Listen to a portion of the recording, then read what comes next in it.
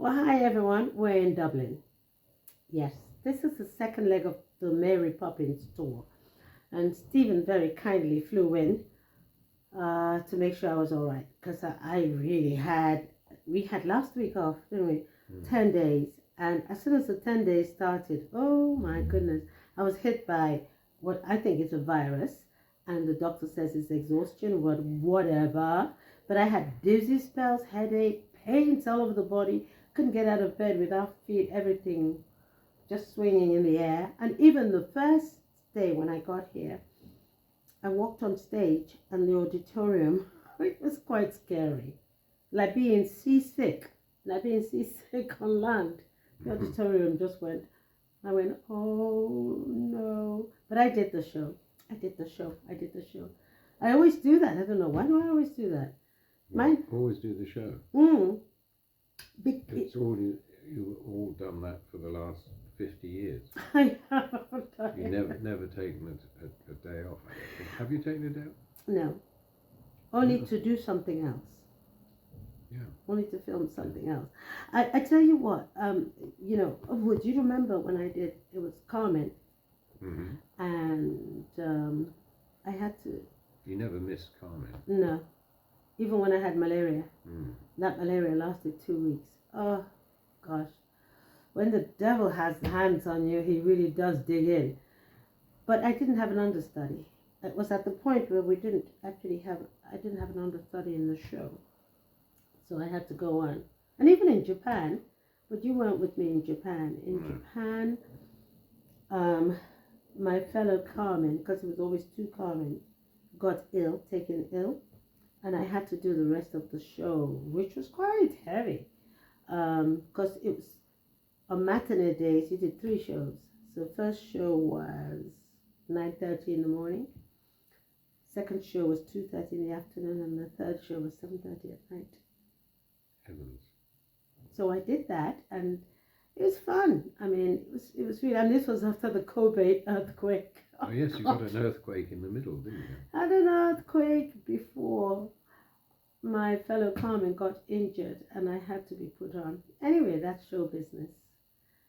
And the show must go on, hey? Okay, whoever told me the show must go on. It's probably your mother. What do you mean, my mother? Of course not. She always gives you good advice. Oh, she always does. Bless her. She always does. Well, are her you advice Are you is... throwing grains of rice on the floor? From our lunch? No. It's actually just thread from my costume. Oh, right. Seems to catch on to everything. There's grains of rice here, look. we just had, what was it we had? Thai curry. Thai curry, yes. For lunch. Yeah, you're right about my mother, but she didn't say that because she was in show business.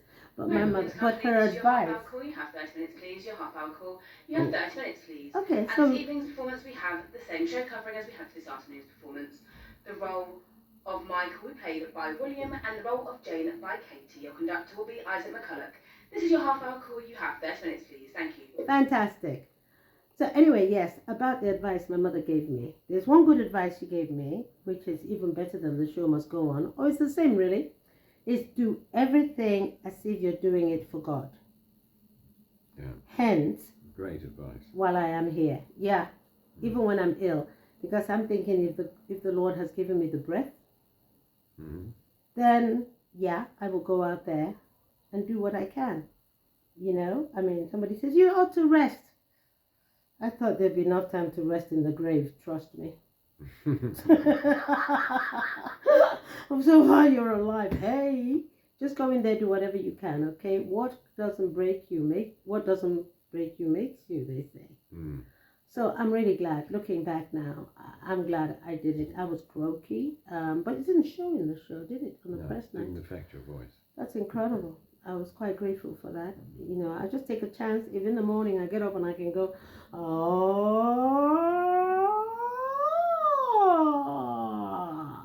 I think, okay, it is well with the world.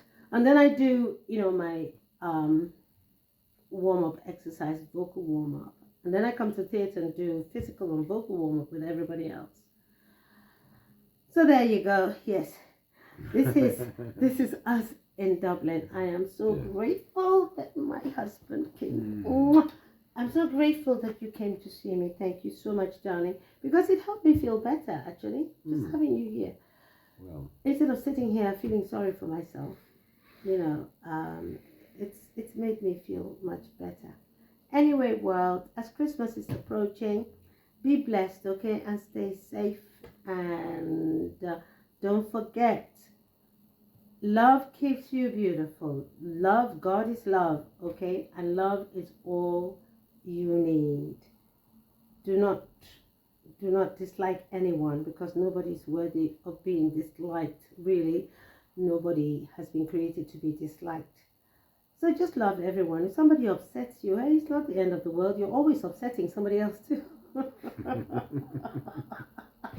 You're always upsetting somebody, so just tell them they've upset you. And if they do it again, hey, life is too short. They just exist and they're not there anymore. Okay, they just not in your mind. not in your mind, never in your mind. Okay, so stay safe and stay well. Love you guys. Mwah.